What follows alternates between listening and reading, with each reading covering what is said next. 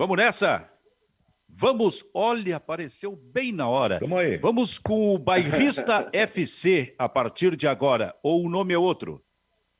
É outro nome agora. Alguém sugere outro nome aí, ô Kleber? Não, tem aquele de ontem, né? Que é o Caráter Zero, né? Ah, esse nome é maravilhoso, cara. Tem algum Eu outro? Eu tenho uma sugestão. Qual é?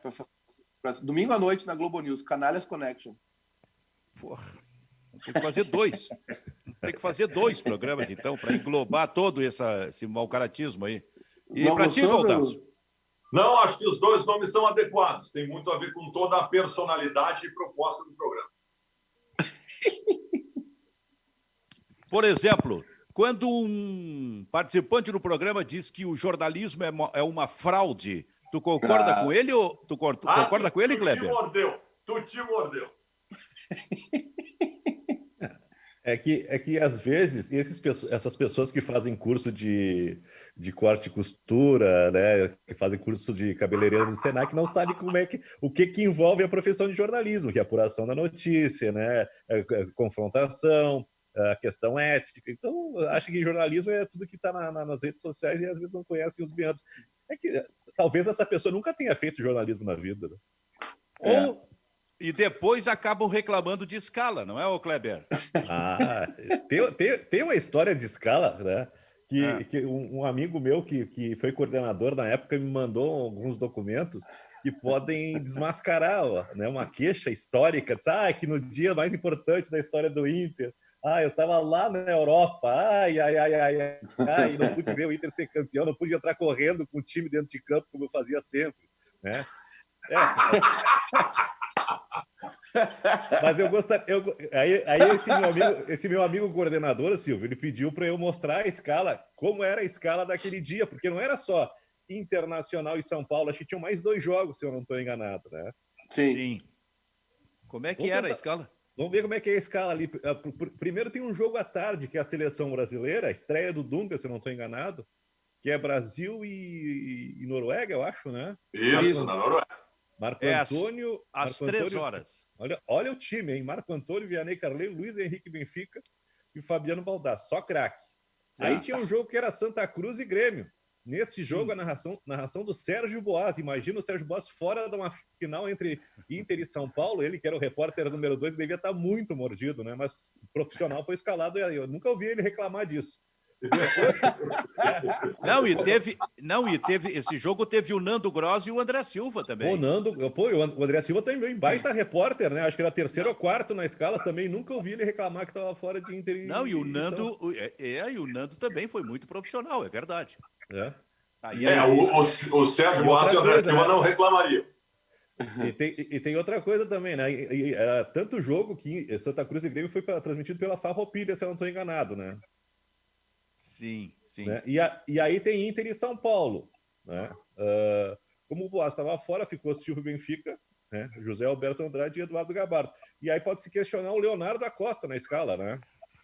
Mas o Leonardo da Costa estava escalado caso o Inter fosse campeão para fazer a festa pela madrugada. Que não sei se, né, se é uma... Né, tem esse detalhe também. Esse foi o esclarecimento que esse meu amigo coordenador pediu para passar, para ver se, né, consegue... Não, mas para aí. Acabo de descobrir onde é que está o foco da reclamação desse menino que foi para a Noruega.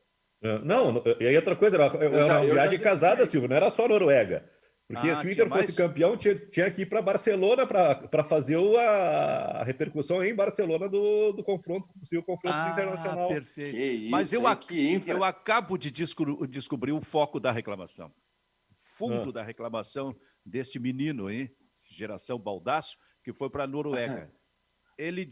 A reclamação está num dos nomes da reportagem.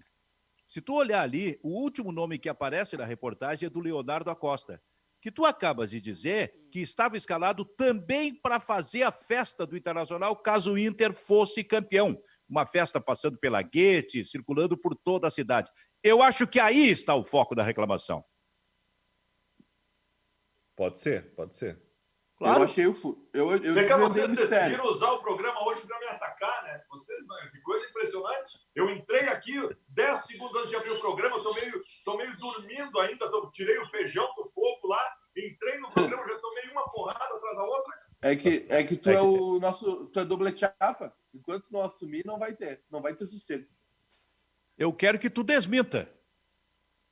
Porque a minha reclamação de estar na Noruega no dia que o Inter foi campeão da América, o senhor Kleber Grabowska desconsidera um fator importante. O senhor Kleber Grabowska, aliás, está fazendo algo comum nos dias de hoje no que diz respeito ao jornalismo, sonegando partes que não lhe interessam.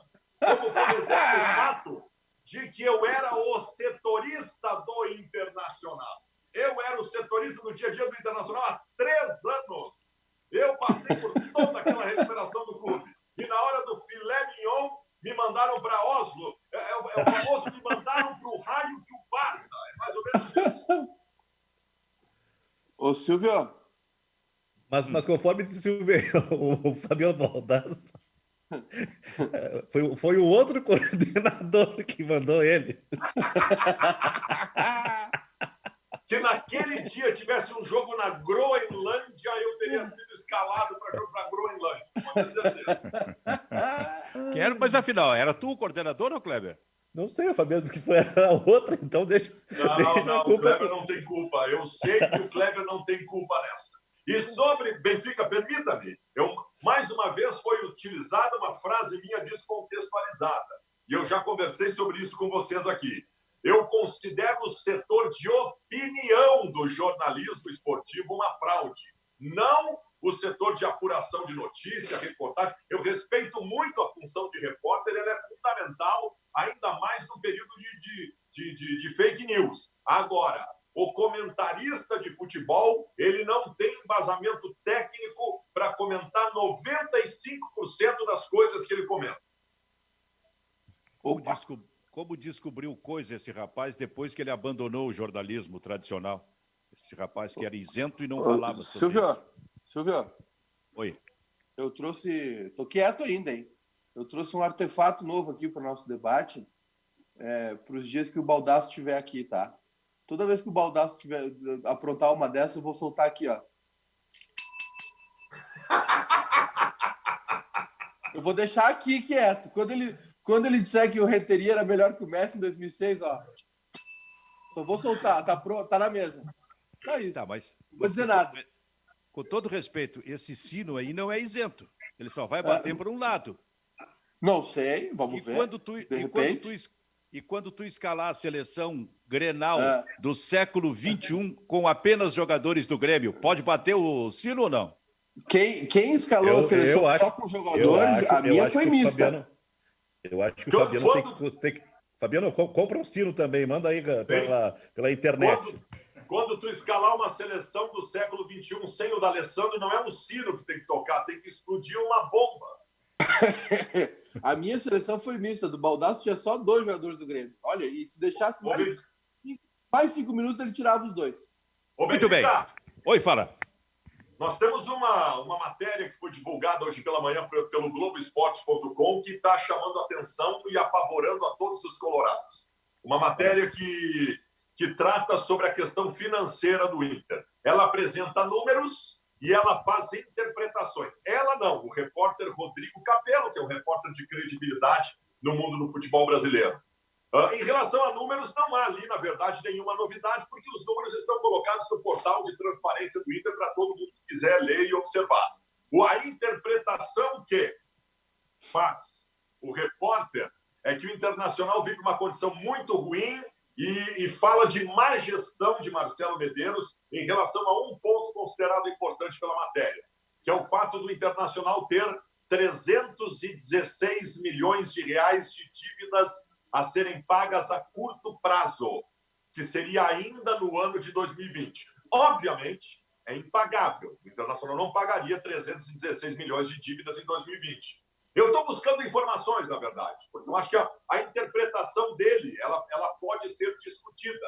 E eu quero um maior embasamento que eu ainda não tenho sobre esta dívida a curto prazo que é gigantesca do Internacional. Eu não sei se isso esteve dentro de uma previsão, não sei se o Internacional deixou como a curto prazo algo que ele poderia renegociar, não sei o quanto a pandemia e o que está se deixando de arrecadar interfere no não pagamento dessas dívidas a curto prazo, então eu estou buscando mais informações. Mas o que esta matéria hoje caiu como uma bomba junto à torcida do Internacional.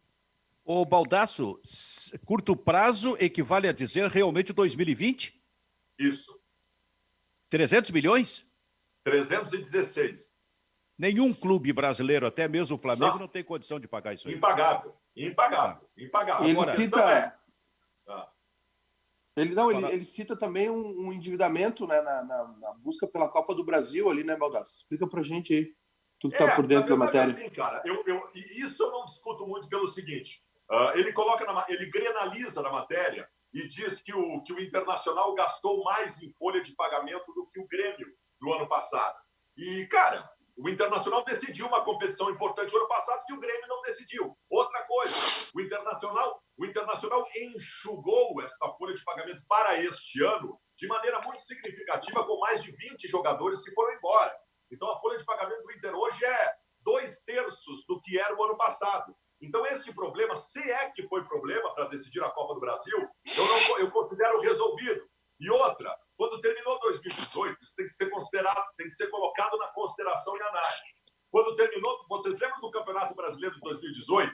O Internacional estava brigando pelo título brasileiro até 10 rodadas antes do final. Aí começou a ter jogos na quarta e no domingo. Aí veio o Palmeiras, que tinha 3 times no seu grupo, e atropelou o Inter. E o Inter jogando com o Moledo, com o Dourado descontado, tudo. O que o torcedor exigiu ali? Que o Inter tivesse um grupo mais vasto em 2019 para não passar por aquilo. Então, em 2019, realmente, o Inter aumentou o seu grupo e aumentou a sua folha de pagamento.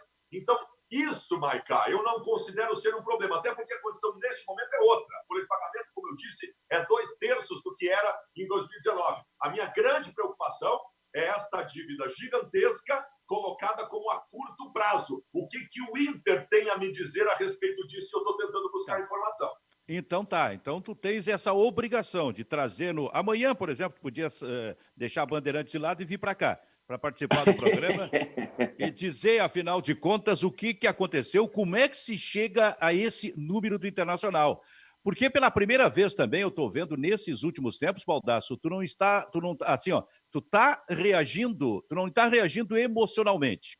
Tu até botou um grenalizando ali no meio, uma coisa assim, mas vou deixar passar. Tu não está reagindo emocionalmente. Tu está pela primeira vez dizendo, olha, eu vou procurar essa informação, esse tipo de coisa, eu quero mais elementos a respeito disso, porque até ontem tu viu o discurso aquele enlouquecido que tinha que bater o sino. Hoje não. Então, mas agora falando sério, eu acho que realmente essa é uma matéria para a gente se aprofundar, para saber o que está acontecendo. Será que realmente tem que pagar 300 milhões nesse ano? Por que esses 300 milhões? Onde estão esses 300 milhões? No que eles estão divididos ali para que a gente possa saber o que é exatamente essa dívida do Internacional? Nós temos que dividir em 3 partes, Benfica, 3 partes. Uma é a condição da receita e despesa anual. Qual é o resultado de um ano? A outra é a dívida total do clube. E a outra é a dívida a curto prazo. Tá? Por que eu estou dizendo isso? O Internacional terminou o ano passado com uma receita superior a 400 milhões de reais. O Kleber trouxe esses dias a informação que foi a 3ª maior receita do Brasil e a maior receita da história do Internacional. E terminou o ano com 3 milhões de reais de déficit, que é maravilhoso, tá? Diante da situação que vinha nos anos anteriores, é maravilhoso. O Inter praticamente zerou a conta no final do ano passado. Mas isso é o ano. A dívida do Inter, tem gente aí que coloca que o Inter tem 700 milhões de dívida, e coloca de forma errada, porque aí está 300 e tantos milhões, que é da reforma do Beira-Rio, que o Inter não vai gastar um centavo. Não é verdade. Esses 2 pontos, eles são passado e são positivos para o Internacional. Agora, essa dívida a curto prazo me preocupa. Essa eu quero entender. E é essa que preocupou a torcida do Internacional. 316 milhões de reais para pagar numa temporada é impagável, é impossível, e se não houver renegociação, quebra o clube. Quebra o clube. Então, por isso que eu quero saber. E a matéria fala em má gestão do presidente Marcelo Medeiros, é isso? Fala em endividamento, fala em risco, que aumentou os riscos. Ele cita que mesmo com a pandemia, aliás, se o mundo não tivesse, né, entrado nessa crise da pandemia, o Inter ainda assim estaria endividado. Bom, essa matéria exige manifestação do Internacional, exige manifestação e, mais do que isso, exige uma manifestação que seja feita com mais transparência no que diz respeito à distribuição desses números. Porque, senão, a gente vai ficar sempre com aquela dúvida, porque os clubes, nessa hora, eles não são transparentes, eles só vêm negar a informação, mas não dão detalhes referentes ao que foi escrito na matéria, inclusive para tranquilizar ou para preocupar, sei eu, a torcida do Internacional. Quer dizer, a torcida do Internacional merece uma manifestação nesse momento da direção do Internacional. Agora, Kleber... Merece, eu estou tentando. E é importante que se diga o seguinte, os números, esses usados na matéria, Benfica, eles já estão à disposição do torcedor. Eles estão no portal de transparência. O que foi feito hoje pelo repórter foi uma interpretação desses números. O que eu quero saber é se a interpretação dele é certa ou não. É isso que eu quero saber. O problema é que essa parte técnica aí dos clubes, balanço, enfim, ela é muito complicada para o torcedor comum entender. Isso. E também tem a outra questão, Silvio, que é a seguinte, ela é fácil de ser maquiada, entendeu? A contabilidade tem isso, tu joga uma despesa para cá, uma receita para lá, tu consegue, receitas que tu receberia no ano, tu pode jogar para o outro. Então, um balanço, né, um balanço financeiro de um clube, ele é próximo da realidade, mas não é bem a realidade. Entendeu? Por isso é que eu acho, Maicá, que o Inter precisa se manifestar e ser bem didático em relação a tudo isso aí. Agora, o que tu pensa disso tudo, hein, Kleber? Eu acho que essa matéria ela vem num excelente momento, Silvio, porque o Internacional está acumulando aí mais de 51 milhões de prejuízo em 4 meses, né? O Internacional está com um aperto muito grande. A gente estava falando ontem, por exemplo, que o Internacional não tem mais de onde tirar dinheiro, né? Vai recorrer à linha de crédito da CBF, está de todos os jeitos tentando tirar algum dinheiro da Turner, está forçando a negociação do Bruno Fux, sem que o Bruno Fux tenha mostrado todo o seu potencial, e a primeira proposta que apareceu internacional vai executar.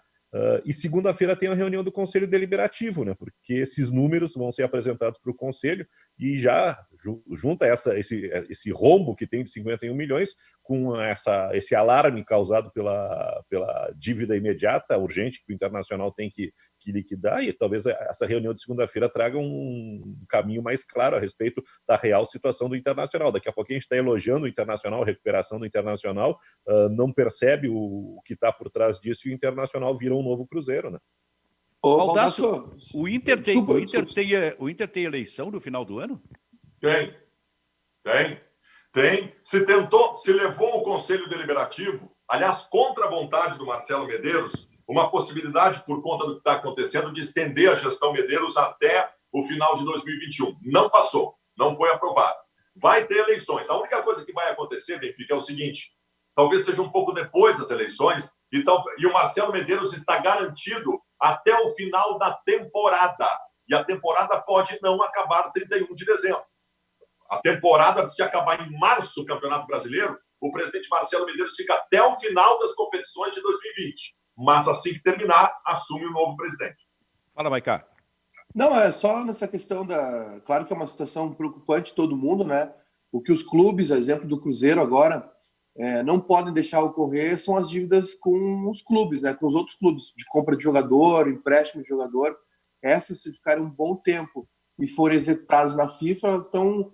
a legislação está mais ferrenha, né? A gente viu o Cruzeiro. O Cruzeiro larga na Série B com menos 6 pontos. Imagina a caminhada que o Cruzeiro vai ter nessa Série B. Já com todos os problemas que eles têm, né? Então, tanto para o Inter, tanto para todos os clubes, a questão agora é não deixar essas dívidas com clubes de compra, de empréstimo de jogadores, se acumularem e começarem a ser executadas na FIFA. Porque a FIFA está tirando pontos e é uma coisa peremptória. Perdeu o ponto, ou não pagou ou perdeu. A grande questão é a seguinte, gente. Ter 400 milhões de reais de dívida hoje, um grande clube do futebol brasileiro, é quase que uma normalidade. O Grêmio tem também. Eu vou granalizar só para usar um exemplo. O Grêmio tem 400 milhões de reais de dívida. A grande questão aí é se está renegociada e até quando tem para pagar. A preocupação que aparece agora em relação ao Inter é o curto prazo para pagamento. E aí, daqui a pouco, vem o que o Maicá está dizendo. Se eu tenho 316 milhões para pagar até o final de 2020 e não pago, Se uma dívida dessa alguém leva à FIFA e tal, isso que me preocupa. É o curto prazo que me preocupa. 1h19, Bairrista FC, parceria Grupo Bairrista com a RTC TV. Um destaque, Kleber Grabowska.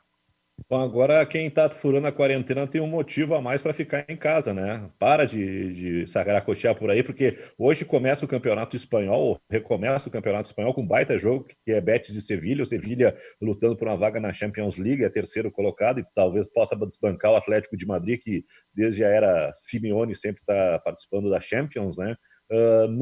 Na sexta-feira tem Copa da Itália, né? Recomeça o futebol na Itália, o campeonato volta mais adiante, e na outra semana começa o campeonato inglês, né? E talvez o campeonato espanhol seja o mais interessante de todos, porque os outros já estão praticamente encaminhados, né? Na Inglaterra o Liverpool é campeão, no campeonato alemão o Bayern de Munique estragou com a festa, derrotando o Borussia Dortmund e abrindo 7 pontos, né? Então acho que a gente vai ter no campeonato espanhol talvez a grande atração da volta do futebol europeu.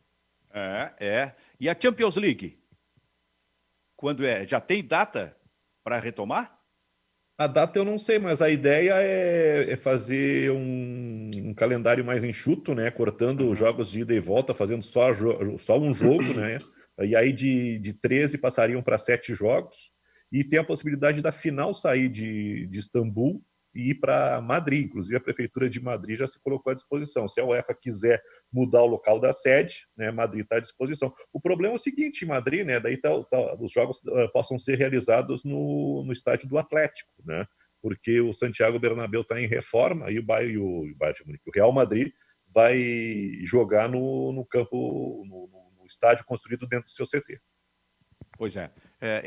Por essa, sim, eu tenho curiosidade, porque os campeonatos, tipo, a Premier League está decidida, né? A gente até vai ver grandes jogos da Premier League, mas é uma competição realmente decidida. No espanhol, não, né? O espanhol já está mais disputado, mas a Champions League é realmente uma competição assim que sempre chamou a atenção, e eu quero ver o Maicá nessa espécie de novo formato, porque ela vai ter que ser retomada e num curto prazo de tempo ser encerrada. E cresce essa possibilidade, para mim já quase uma realidade dos clubes se confinarem em algum lugar, né? Para evitar, como é uma competição internacional, para evitarem as viagens, né? O deslocamento internacional, ficam todos em uma ou duas sedes, resolvem ali, fazem um tiro curto, né? A UEFA entende que é melhor ter... A NBA vai fazer isso. A NBA está fazendo isso, vai colocar todo mundo em Orlando, mudou um pouco a fórmula de disputa, né? Reduziu o número de jogos e vai dar um encaminhamento rápido para começar já a temporada 2021. E aí eu sempre penso nessa escala, né, Silvio, da Libertadores. Provavelmente, como o formato que a Champions League adotar, aqui na América do Sul a gente vai seguir. Só que sempre lembrando aquele problema, né? Aqui foram disputados 2 jogos a fase de grupo. Então tem que ter uma mudança de regulamento também. Não sei se o Aí, Maicá, aí é que entra a discussão que eu acho que tem. Eu fiz um vídeo hoje pela manhã só falando sobre isso. Até quando a gente vai abraçar essa ideia que cada vez é mais utópica de que a gente vai conseguir disputar as competições na íntegra, como elas foram idealizadas e formuladas? Até quando a gente vai ficar nessa? Nós, com isso, estamos correndo o risco de terminarmos os regionais, porque esses parece vão acontecer, e não ter mais futebol depois, cara. Nós não podemos pensar futebol, nós não podemos... Gente, desculpa, nós estamos falando de campeonatos europeus que estão voltando agora, e a projeção da volta do brasileiro mais otimista é daqui 2 meses. Tu vai continuar pensando em campeonato brasileiro com 38 rodadas mesmo? Tu tem certeza disso? Será que não é hora de discutir isso? 38 rodadas do Campeonato Brasileiro começando em setembro, tu vai até maio do ano que vem, cara. Não tem mais como pensar nisso. Acabou. Vamos pensar numa reformulação da competição. Mas as 38 rodadas têm o valor na íntegra da Rede Globo. Renegocia. Não tem mais como. A Libertadores da América Comebol está enchendo o saco o tempo todo dizendo nós vamos voltar a Libertadores de onde paramos e vamos até a final. Até 15 dias atrás, a Comebol estava garantindo o término da Libertadores para 21 de novembro. Mas parem com isso, cara. Ou a gente reorganiza todas as competições num molde diferente, num menor espaço de tempo, ou se corre o risco de não ter mais futebol em 2020, cara. Tem que pensar em alternativas e ninguém está pensando nisso. E tem outra questão também, que é o seguinte, né? Isso que o Baldasso tocou é um assunto sério. Vai ter que todo mundo, todas as partes envolvidas em campeonatos, desde os organizadores, mídia, os clubes, se não houver um consenso geral de que precisa de uma renegociação geral, inclusive com os jogadores, porque essas negociações que os clubes fizeram foram sempre paliativas, né? Para os próximos 2 meses, 25% de redução do salário. Mais 2 meses, foi estendida. Enquanto não houver uma decisão geral, um consenso geral entre clube, TV, jogador, CBF, não vai funcionar, porque vai ser sempre tudo assim, tampar o sol com a peneira, não adianta. E na questão do Brasileirão, a minha opinião é assim, eu antes da pandemia eu já acho o Brasileirão longo demais. Eu acho que o formato alemão é mais legal, são 18 clubes, caem 2, o terceiro disputa um mata-mata com quem vem da segunda divisão. Acho que é assim a forma do rebaixamento. Mas são 18 clubes, né? Menos rodadas. Caem 2 e o antepenúltimo disputam uma repescagem. É isso aí, né? É isso aí. Então, para mim, o formato do campeonato alemão é o ideal. A gente não tem que estar vendo segunda-feira da noite Avaí e CSA. Eu vou te dizer uma coisa. A CBF está muito parada nisso. Não sai nada lá da CBF, a não ser eventualmente um anúncio de uma pequena ajuda financeira para os clubes, que não atinge os clubes pequenos, por exemplo. Se atinge com R$1.000, R$2.000. Então, mas nesse aspecto, a CBF já deveria, na minha opinião, estar fazendo como fez a Federação Gaúcha de Futebol, projetando, no mínimo, alguma coisa, conversando com os clubes. Como vai ser o Campeonato Brasileiro? O Baldasso tem razão, que vai começar um Campeonato Brasileiro em setembro e acha que vai fazer um Campeonato Brasileiro com 38 rodadas. É humanamente impossível, só se colocar os times jogando todos os dias. Mas, na verdade, eu acho que a CBF não quer projetar alguma coisa, trabalhar mais publicamente isso aí, inclusive na relação com os clubes, porque ela mantém essa ideia de que vai ter Campeonato Brasileiro com 38 rodadas, vai ter a Copa do Brasil também. Sem saber que daqui a pouco ela, a CBF, pode inclusive ser atropelada por essa Comebol enlouquecida por realizar a Libertadores da América. E não adianta pensar nisso somente em agosto, porque aí não vai ter tempo para mais nada, para projetar nada. A projeção tem que começar desde agora, inclusive com a CBF mantendo contatos com a Comebol, a menos que eu esteja redondamente enganado sobre isso. E Silvio, é assim, sempre lembrando, tá? Esses países, Itália, Espanha, a Itália ainda, para ver como a situação foi grave na Itália. A Itália não retornou, Itália e Espanha, né? Eles ainda não retornaram com seus campeonatos. A Espanha volta hoje, em meio de junho, sendo que o pico da pandemia na Espanha foi em março, né? A gente viu a Itália e a Espanha serem assolados pelo coronavírus em março. São um trimestre, 3 meses. E aqui, países que adotaram lockdown total, a Espanha ficou quase um mês confinada dentro de casa, a Itália também, e foi a única maneira de resolver o problema. Aqui no Brasil, a gente atingiu o pico de mortes e seguiu aquele velho conselho de dobrar a meta, porque o Brasil atingiu o pico de mortes e não está baixando, vai subir, vai continuar subindo. Está subindo o contágio. Quando esses países, quando Itália, Espanha, cito esses dois que foram os que mais sofreram, quando esses 2 países atingiram um número alarmante de mortes por dia por coronavírus, a curva do contágio estava caindo, porque eles já tinham adotado o lockdown, o isolamento social. E o que aconteceu no Brasil? O Brasil, em diversas regiões, não adotou, não foi bem. A gente sabe que de São Paulo para cima a situação é calamitosa, né? São Paulo, Rio, por exemplo. Não teve controle de passageiros chegando em aeroportos internacionais, por exemplo. Isso lá em março, quando já se sabia da situação, né? Então, assim, aqui no Brasil, o nosso pico, que a gente achou que seria de 1.000, 1.500 mortes por dia, que é o que a gente está tendo agora, a gente vai aumentar ele. Porque o vírus tem um tempo de ação no corpo das pessoas. Tem pessoas internadas há 3 meses com coronavírus, e aí ela vem a falecer, e aí ela entra para a estatística. Então, assim, aqui, a chance de começar um campeonato em agosto, por exemplo, a chance de a gente começar um campeonato em agosto em meio a uma crise generalizada de saúde é muito grande. porque a nossa situação não está controlada como está na Inglaterra, como está na Espanha para voltar ao futebol.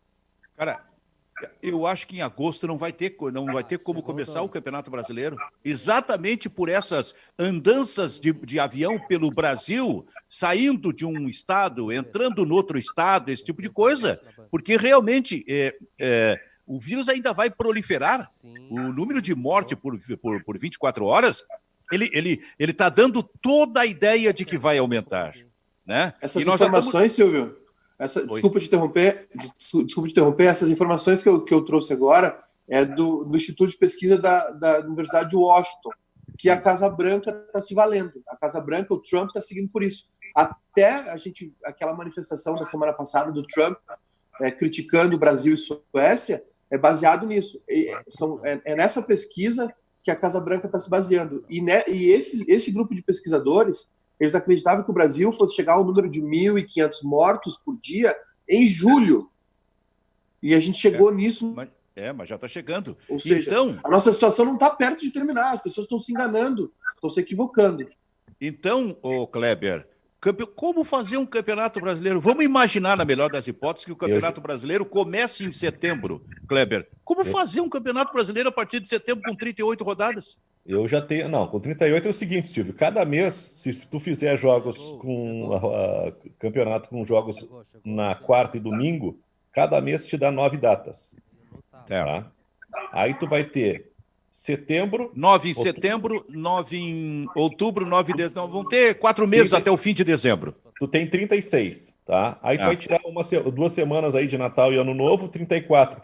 Tu vai precisar de mais 4 datas em janeiro. Certo? Isso que tu está excluindo o fato. Tu está tirando a Copa do Brasil. Não, só o Campeonato Brasileiro. Né? Sim, tu está tirando a Copa do Brasil.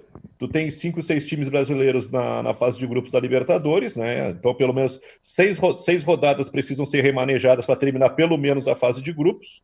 Depois são mais 4 rodadas da fase de grupos, né? E depois mais 7 rodadas do mata-mata. Né? Então, se algum time brasileiro for a final da Libertadores, e isso é bem provável, né? Uma rotina comum nos últimos anos, mais um mês, pelo menos, né? De interrupção.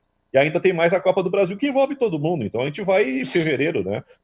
Ou é isso, né? Ou tu reduz o intervalo de jogos, né? Em vez de 3, 4 dias, faz campeonatos 2 dias, ou então tu muda a fórmula, né? Porque tu pode fazer o seguinte, ó, no ano de exceção, uma ideia que eu daria é o seguinte: pega os 4 times da região sul, faz um grupo que é Grêmio, Inter, Curitiba e Atlético Paranaense. Pega um outro grupo que são os 4 do Rio de Janeiro, outro que são os 4 de São Paulo, pega os 2 de Minas, Goiás e Bahia, faz um outro grupo, e pega os times do Nordeste lá.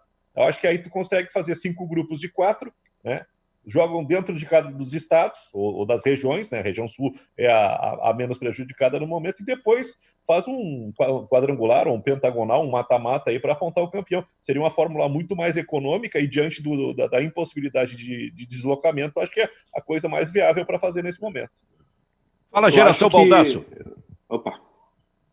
Não, ou então é o seguinte, cara, tira um turno do Campeonato Brasileiro, tira um turno, joga um turno só ida, e faz o semifinal e final. Tu transforma em 20 datas o que eram 38. Já ajuda.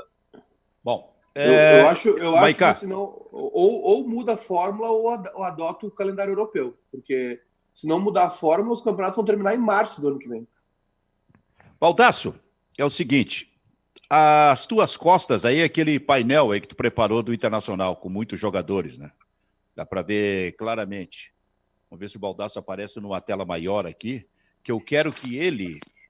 Tu consegue... Vamos ver, para ver quem realmente tu acha que é, daqui a pouco, teu grande destaque. Apontar de costas, tá? Não sei se tu... É que depois que a gente chega numa certa idade, o cara não consegue fazer alguns movimentos, alguma coisa assim, né? O Kleber, há pouco tempo, estava dizendo aí que não dá para ficar saracoteando por aí. Porra, eu lembro da mãe me falando isso quando eu tinha 10, 12 anos de idade, que vivia na rua jogando futebol. O guri entra pra dentro de casa, fica saracoteando por aí. Mas o Kleber ainda está com essa expressão nova, usando aqui no... É um programa de velho, cara. Eu vou sair desse programa. Chamou de velho. Eu vou sair desse programa, não é possível isso. A ponta de costas aí, ô Baldasso, para um destes jogadores, para a gente ver e poder falar a respeito dele. Vamos ver. Paulo Roberto Falcão. Não, Monte. Ele apontou e Não, deu exato. aqui, ó. Aqui, ó. Tá, mas tu olhou quando apontou ou não? Não, eu já sabia que o Falcão estava aqui. Tá, o que tu quer dizer? Eu entendi, desculpa. Eu entendi. Vamos lá, eu vou apontar aqui, vou pegar aqui alguma coisa. Isso, pega alguém aí de costas. Tomara que César Carpegiani. Esse aí. Então tá, agora sim. Queria que acertasse no Edinho. Tá. Segundo meu pai... Segundo o seu Antônio...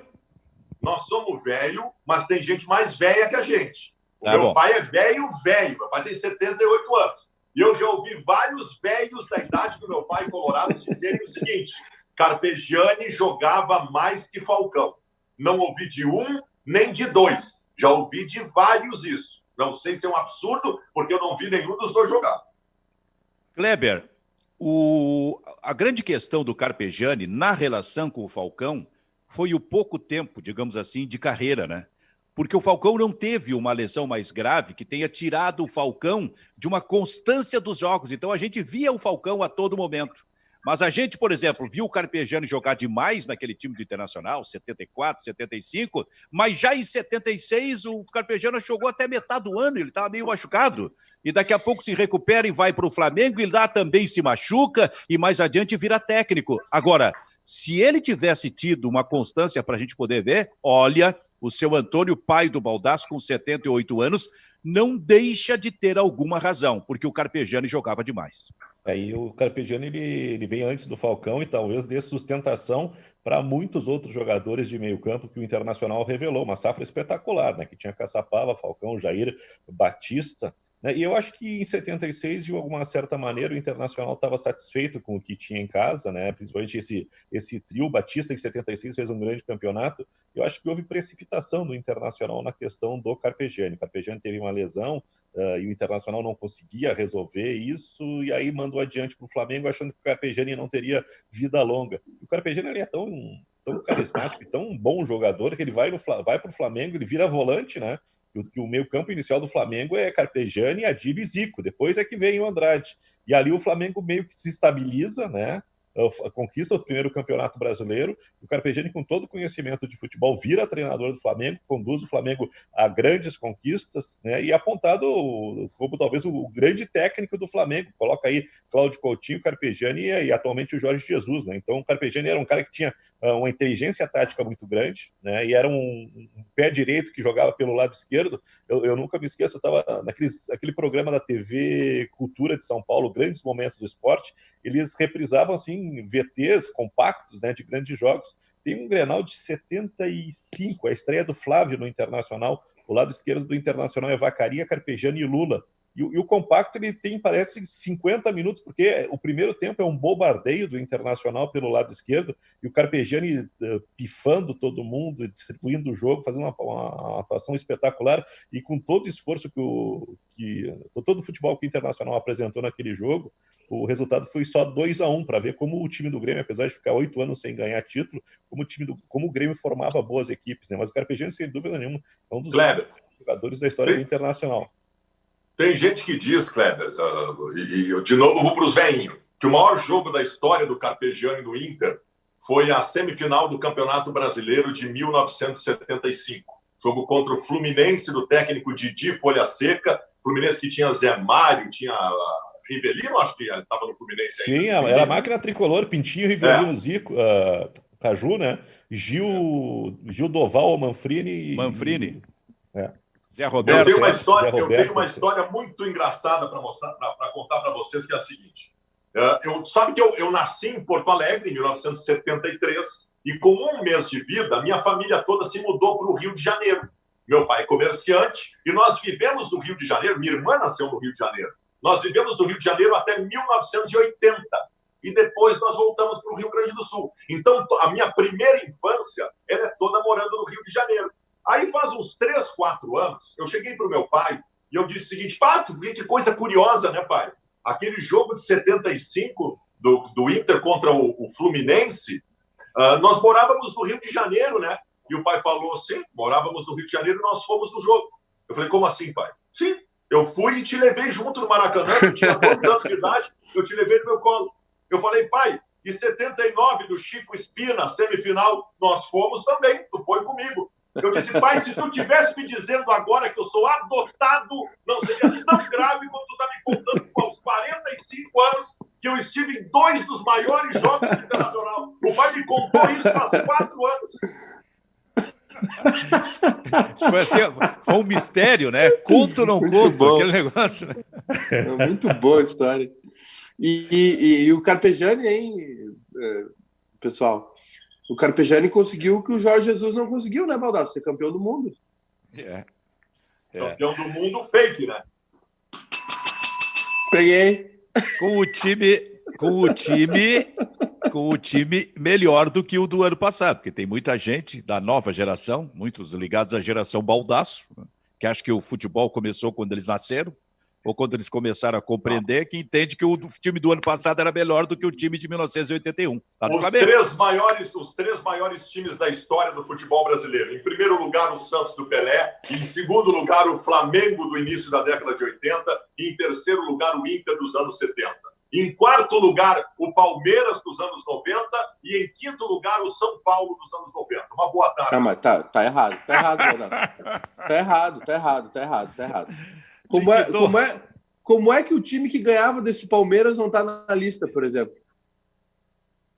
Não, tá errado. Ganhou do Palmeiras tá errado. Uma situação específica. Gente, assim, ó, vamos colocar não, uma ganhou, coisa. sempre ganhou do Palmeiras. Sempre Me ganhou do derrubem com Palmeiras. argumentos. Sempre. A única com argumentos. Eu única derrota. Eu vou ter uma conversa particular agora com Kleber Grabowska. Eu quero conversar com Kleber Grabowska. Kleber Grabowska, qual foi o grande time do futebol brasileiro nos anos 60? Acho que aí dá para dividir por 3, né? Bota Botafogo, Santos e o Cruzeiro no final, mas o Santos na frente, né? Cuidado, Kleber. Qual foi o maior time? Kleber. Cuidado, Kleber. Ele tá te chamando para tu concordar com ele em tudo aquilo que ele vai dizer. Qual foi o maior time do futebol brasileiro dos anos 70? Na primeira parte, o Palmeiras, na segunda, o Inter. O maior time do futebol brasileiro dos anos 80. 80? Flamengo. Tá, e o TV Santana... Ah, isso, tá, Flamengo, tá. Em 90 foi o São Paulo do Tele. Porra, foi 2 vezes campeão da América e Intercontinental depois 2 vezes. O São Paulo é o maior time da década de 90. O maior time brasileiro da primeira década dos anos 2000. Esporte Clube Internacional. 2 vezes campeão da América e 1 vez campeão do mundo. O que eu quero dizer para você é o seguinte. Na história do futebol brasileiro, a história moderna do futebol brasileiro apresenta o Internacional sendo o melhor time do país e dono de 2 décadas, a década de 70 e a primeira década dos anos 2000. Uma boa tarde a todos mais uma vez. Uma década, né? Uma década inteira, uma década cheia. Não. A metade dos anos 70 e talvez o início dos anos 2000. Não tem 10 anos. Isso não. Todos os anos 2000, 2010, o Inter foi campeão da América. Eu estou falando da década, primeira década do século XXI. Primeira década inteira, de 2000 a 2010. Tá, é possível lá pela década de 30, o Grêmio não foi o melhor por aí, não?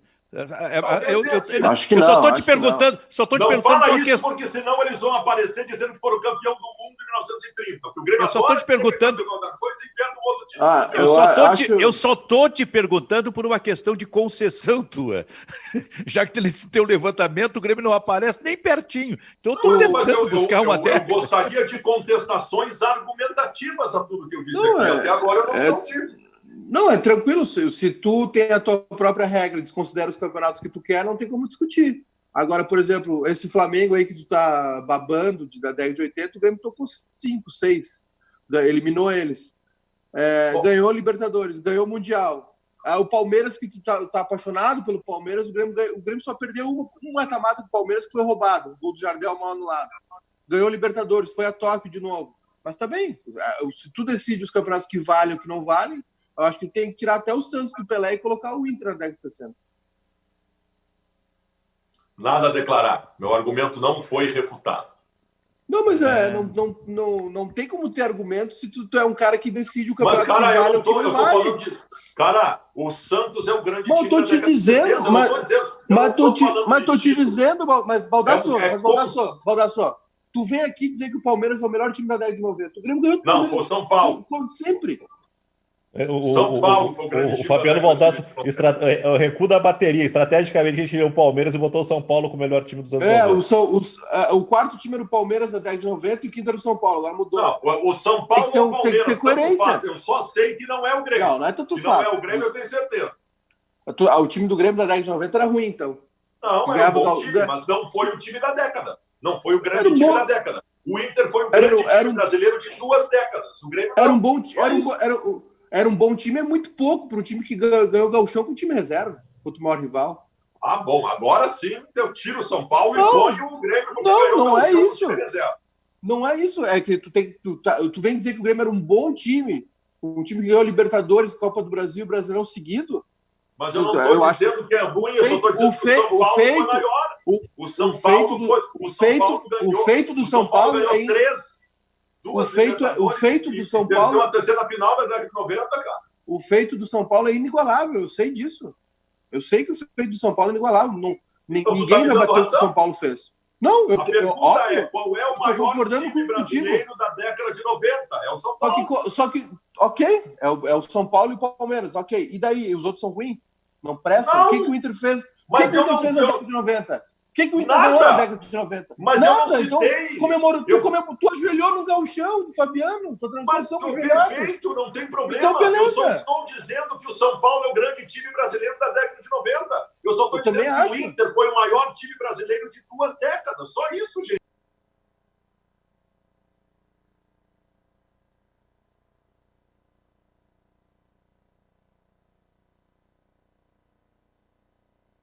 Não precisa. Um dos grandes escritores de humor, né? Consagrou muitos personagens do Jô Soares, né? Teve um emblemático chamado Capitão Gay, que hoje deveria ser crucificado, né? Incendiado em praça pública. Melhor não era o Capitão Gay, melhor era o Carlos Sueli, o seu assistente. O Eliezer Mota era o coadjuvante do Jô Soares nesse quadro. Mas eu já sei, tu vai falar da múmia paralítica. Aí tinha aqueles programas, Planeta dos Homens, alguma coisa. Tinha um programa de humor na segunda-feira que depois virou Viva o Gordo, o programa do Jô Soares, alguma coisa assim. Aí tinha o professor Apolônio, que era um professor de história, que era apaixonado pela Bruna Lombardi e tinha a boca mole. Então, ele sempre falava assim com a mão no queixo, porque a Bruna, coisa maravilhosa. E aí ele começava a devagar e enlouquecer com a Bruna Lombardi. E tinha um mordomo. O mordomo já estava passado na idade. Sim, meio que mumificado, assim, né? Mas já estava vivo até há pouco tempo. Aí quando o professor estava assim, voando, né? Viajando na maionese por causa da Bruna Lombardi, o mordomo batia na sineta e eles... Casta a boca, múmia paralítica. Sim, era o Agildo Ribeiro. Portanto, nós temos um mordomo agora aqui no programa. O Max Nunes, que é o compositor de Bandeira Branca. Claro. Olha aqui, se não tem enganado. Toca a campainha aí, Maiká. Cala essa boca, múmia paralítica. Vai, Baldasso. Tu sabe que o Kleber citou a Bruna Lombardi. A Bruna Lombardi é um símbolo sexual de uma geração inteira. Uma geração inteira que hoje tem 70 anos de idade. A Vera Fischer, da mesma forma. A coisa mais engraçada do querido e saudoso Vianney Carlet é que pouco tempo antes de falecer, tu apontava para ele, olha ali, Vianney, olha que mulher linda. E ele dizia, não é uma Vera Fischer, né? A Vera Fischer já tinha 67 anos. O Vianney não renovou os símbolos sexuais da vida dele. Continuava sendo a Vera Fischer e a Bruna Lombardi em 2010. Estou me dando conta de uma coisa. A Gretchen tem 61 anos, ela é galeto nessa equipe aí que tu colocaste.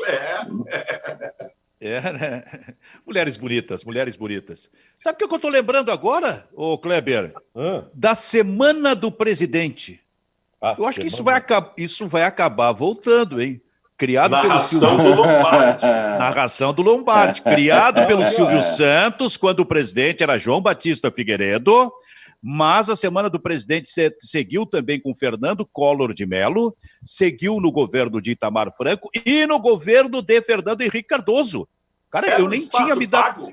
Só que tem um detalhe, né? Vai ter briga por espaço, porque eu acho que 2 canais, pelo menos, né, vão se pegar no tapa para botar essa programação no ar. Isso se não fizerem um pool. E eu me lembro que a Semana do Presidente tinha na TV e eu muitas vezes assistia também a Semana do Presidente no cinema.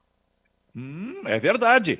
E olha só, por exemplo, no governo de Fernando Collor de Mello, que tinha lá na TVS, que depois passou para SBT, pelo Silvio Santos, por exemplo, durante a presidência de Fernando Collor de Mello. E aí eu fui buscar uma informação de que um dos episódios clássicos foi o programa que divulgou a festa de aniversário de 43 anos do presidente Fernando Collor. Dá para ver no YouTube, tá? Aí o Lombardi entra e diz o seguinte: desejamos ao nosso presidente muitas felicidades e que Deus continue dando-lhe sensibilidade e sabedoria para continuar governando o nosso país.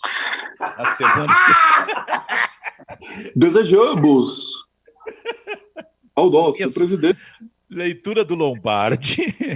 Por que ele está falando isso? Porque o Ministério das Comunicações foi recriado e quem vai assumir é o deputado federal Fábio Faria, genro do Silvio Santos, e que faz parte do Centrão. Vai voltar a semana do presidente. Mais um ministério, hein? Pois é. Mais um de volta. Então te prepara, Baldasso, para assistir a semana do presidente. Cara, vocês... Oi? Não, fala. Não, pode falar, guri. Vocês viram que é uma coisa muito louca o mundo da internet, né? Um perfil, Maiká pode nos dar mais detalhes em relação a isso. Um perfil, não digo fake, mas um perfil sem nome, sem sobrenome, um perfil apareceu nas redes sociais divulgando conversas que mostram famosos sendo pedófilos, ou supostamente, porque pode ser montagem e ninguém sabe.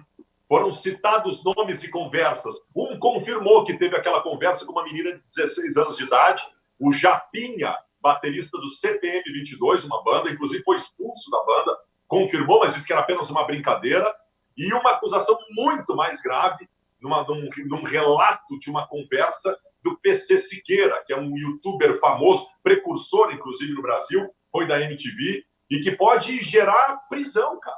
Só que é o seguinte, as redes sociais já identificaram o réu, já julgaram, já condenaram a pena de morte, praticamente. É um mundo muito louco que a gente vive, cara. Eu acho legal que o espaço esteja aberto para que todos possam fazer denúncias e ter visibilidade. Antigamente, se tu, dependendo do teu grupo de amigos, tu denunciava, não saía do quarto da tua casa. Mas, ao mesmo tempo, a gente não sabe como foi a apuração, não sabe se tem segundas intenções. É muito forte o que está acontecendo hoje no Brasil, no mundo, né? Em relação a isso. São denúncias gravíssimas que são jogadas ao ar e a gente não sabe de veracidade, se é certo, se é errado. O PC Siqueira, esse cara, se ele sai na rua hoje, os caras batem nele. Troço muito louco. Fala, Maiká. Silvio, as redes sociais... Uma informação aqui que não é fake, tá? A gente vai até às 2h, tá? Agora é tu que recebe? Não é mais o homem da campainha? Não. As redes sociais deram voz para muita gente reprimida, né, Silvio? Muitas causas, por exemplo, o movimento Me Too, né, das mulheres, que começou lá nos Estados Unidos, abusos na indústria cinematográfica. Antes disso, a Primavera Árabe também foi toda... Tanto é que o governo local proibiu redes sociais, tentou bloquear redes sociais, porque os grupos se organizavam, né, para protestar através do Twitter, enfim. Uma série de movimentos sociais. Agora que a gente está vendo os protestos nos Estados Unidos, também tem uma questão que vem da mídia, né, das mídias sociais, porque o povo tem um palanque, né, tem uma voz, e se bem usado, né, isso acaba reverberando, enfim, novos negócios foram criados, né, Silvio? E isso que surgiu, esse perfil que o Baldasso citou, é um perfil vinculado a bandas de um movimento emo, né, que surgiu aqui em 2008, por aí, 7, 8, 9, enfim, e toca num assunto que é gravíssimo, né, que na verdade é uma reflexão que a sociedade precisa fazer que é do machismo, né? Que nós, assim, é difícil.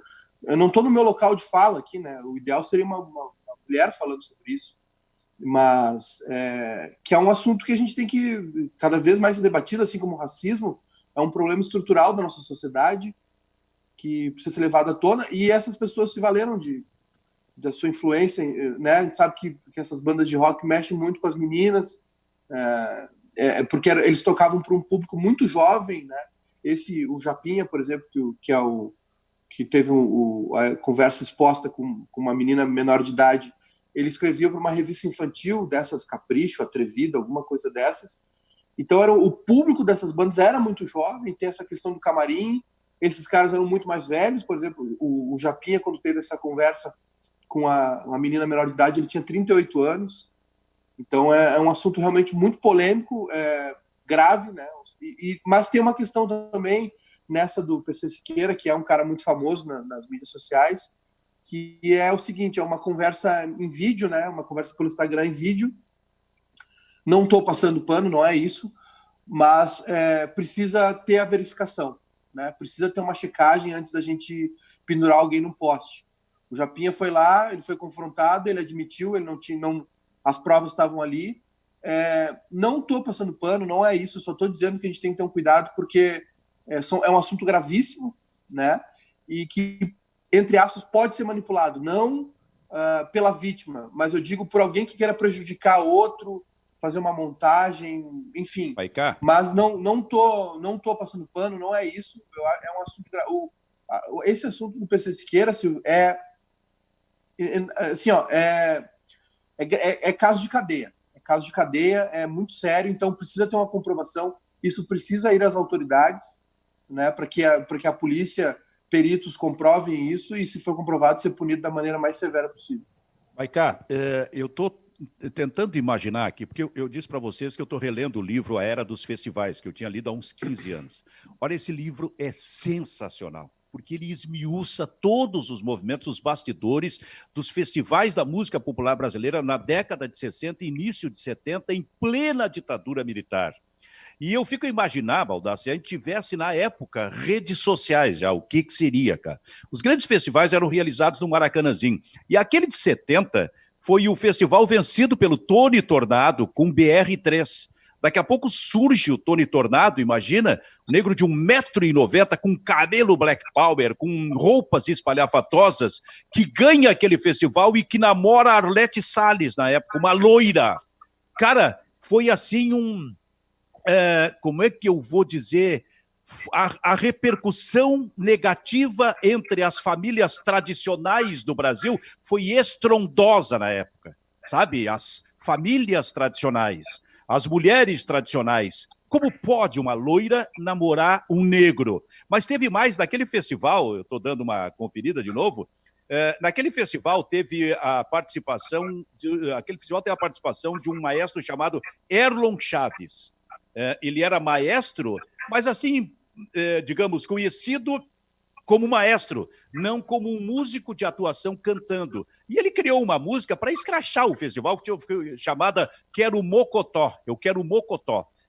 Quando ele cantou aquela música, os restaurantes do Rio de Janeiro passaram dias só fazendo mocotó, porque o pessoal todo procurava mocotó. Pois o Erlon Chaves, na noite lá definitiva do festival, ele estava no júri e foi cantar essa música, né? Ele não estava concorrendo, ele foi cantar essa música e ele inovou. Ele cantou com 2 mulheres brancas, loiras ao lado dele. E aí, quando terminou de cantar, as loiras beijaram o Erlon Chaves. Erlon Chaves, um negro, assim, bem negro, sabe? Bem preto. E aí, sabe como é que terminou essa história? Na censura federal. Como pode? Como pode 2 loiras beijando um negro? E as famílias tradicionais do país? Como pode isso? Ele teve que dar explicações na censura federal. Foi assim que terminou. Aliás, a frase diz: o espetáculo de um negro sendo beijado por loiras no encerramento do festival foi demais para os padrões conservadores da época. E Erlon Chaves foi levado dias depois ao interrogatório na censura federal. Era assim. Que loucura, cara. São problemas, Silvio, que a gente tem na sociedade, históricos, né? O racismo é uma coisa, infelizmente, viva, presente e enraizada na nossa sociedade. E o machismo também. A gente tem... É difícil para nós aqui, olha, né? Qual é a pluralidade do nosso meio esportivo, né? O que a gente vive aqui no nosso... que a gente fala de futebol? A gente tem poucas mulheres, então é um pouco constrangedor a gente falar sobre o assunto. Mas, ao mesmo tempo, a gente tem que falar pelo que é certo, né? Enfim, e esse caso que está rolando nas redes sociais, eu concordo com o Baldasso, acho que tem que ter parcimônia nesse julgamento precipitado, antecipado, porque pode causar danos para as pessoas, né? E talvez esse meio esse meio muito de blogueiro, youtuber, tem muita disputa, muita inveja.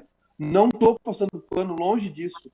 O caso do Japinha, por exemplo, ficou claro que ele teve realmente uma conduta pedófila e já foi afastado da banda, vai ser... Né, não sei como é a nossa legislação, por exemplo, nos Estados Unidos, casos antigos, como o do Harvey Weinstein, que é um produtor famosíssimo de Hollywood, ele está na cadeia, né? Ele foi preso.